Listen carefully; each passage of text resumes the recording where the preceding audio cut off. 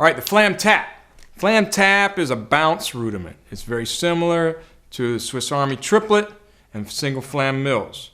Basically the same technique is used to play these rudiments. The Flam Tap is symmetrical. In other words, the hands are doing the same things, but at different times. Now to execute the Flam Tap, there's an accent on the first note. But with these bounce rudiments, you're going to use a bounce stroke. We want to think of them more as an emphasis than an accent. It's not a hard accent. You're not going to use a controlled stroke for the accent. It's actually a bounce. So you could think of both notes as being accented if you like. I am going to play this slow to fast to slow. But before I do that, we're going to prepare with an exercise, breaking it down one hand at a time. With all your rudiments, it's a good idea to figure out what the hands are doing individually. So if I take a Flam Tap, put one hand on the rim, and then I'll figure out what my right hand's doing. The left hand's doing the same thing, but starting on the upbeat.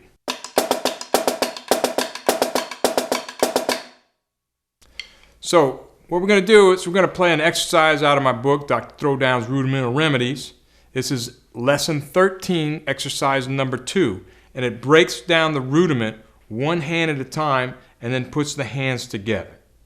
We're going to do this at tempo 2, which is a slow tempo. So we're going to let the stick bounce fairly high at the slower tempos. As with any rudiment, as you speed up, you bring your heights down a little bit. So here is lesson 13, exercise number 2.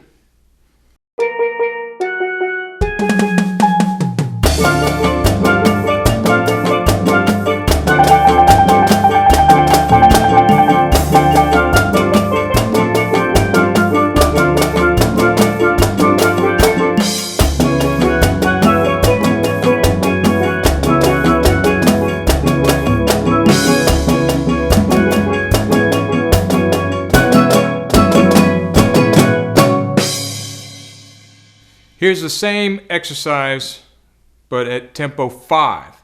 So it's going to be a little lower, a little quicker bounce. Same technique, but just smaller motion.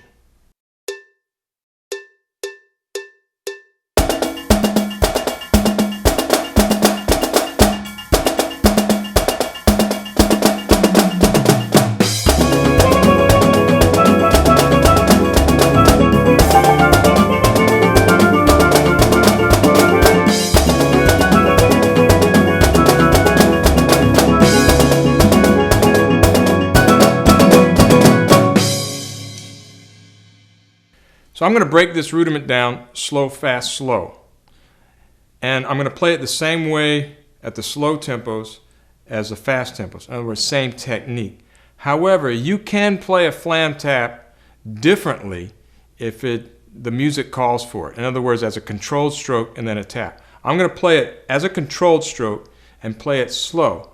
And you might find this in a march. So I'm going to start with a tap and then put the flams on the upbeat, which is very common to find in a march. I'm going to play them as controlled strokes. So here's an example of that.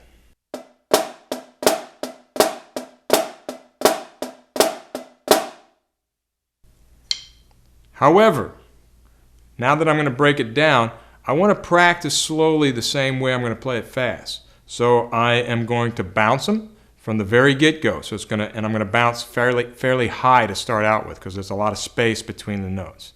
And then all I'm going to do is speed it up and then bring my motion a little closer to the drum. And as I slow back down, you're going to see the motion come a little further from the drum. So here's Flam Taps, slow to fast to slow.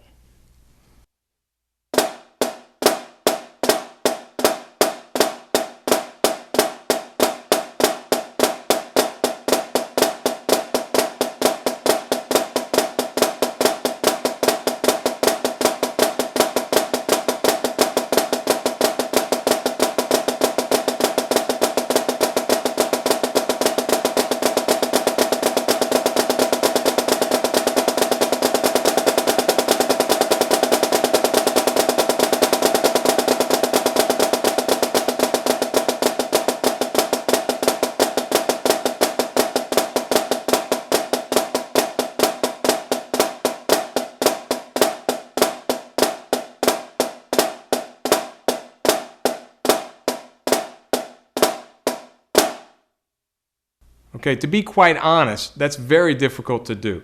Controlling the bounce at those slower tempos is very hard. If you would like, you can play those as controlled strokes and then morph into a bounce as you get faster. But my whole philosophy of practicing slow the same way you practice it fast is, I think, very important, and you should try playing them slow just to get that technique down. With all the rudiments, they're going to be more difficult to play slow because there's more space between the notes. There's more time for air. So practice it that way, but there's no right or wrong way to do it.